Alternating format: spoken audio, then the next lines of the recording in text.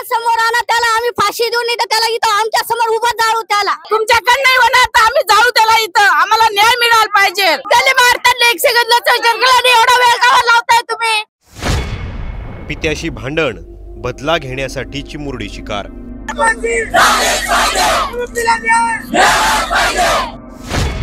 मालेगावात 3 वर्षाच्या चिमुरडीची अत्याचारानंतर हत्या.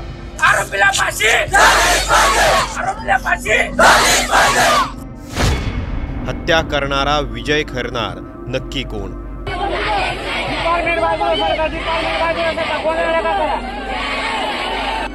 मालेगावातला हा आक्रोश आहे त्या पाशवी विरोधातला, ज्यानं नकळत्या वयात त्या चिमुरडीवर अत्याचार केला आणि नंतर दगडानं ठेचून तिला संपवलं. त्या असुरी पद्धतीने राग काढला, तिच्यावर अत्याचार करून नंतर तिचा जीव घेतला.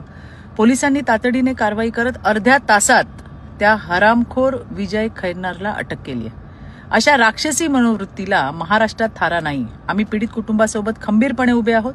या प्रकरणात त्या चिमुकलीला न्याय मिळावा म्हणून देवाभाऊंच्या नेतृत्वात सरकार सर्वतोपरी मदत करणार आहे. पीडित कुटुंबियांना चांगल्यात चांगला वकील देऊन फास्ट ट्रॅकवर केस चालवली जाईल आणि त्या हरामखोराला कठोरात कठोर शिक्षा म्हणजे फाशीच व्हायला पाहिजे आणि तिला न्याय मिळेपर्यंत आम्ही शांत बसणार नाही.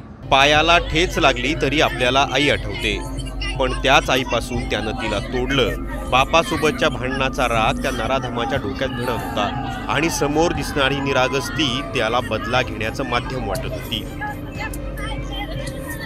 मालेगावातलं डोंगराळे गाव, इथंच त्या पीडित चिमुरडीचं कुटुंब राहतं.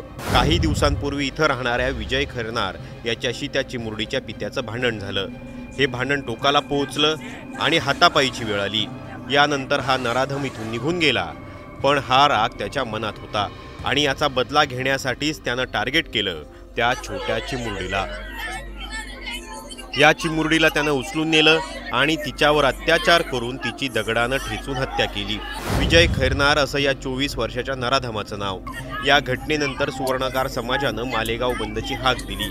त्याआधी मालेगावमध्ये रस्त्यावर उतरून नागरिकांनी आंदोलन केलं.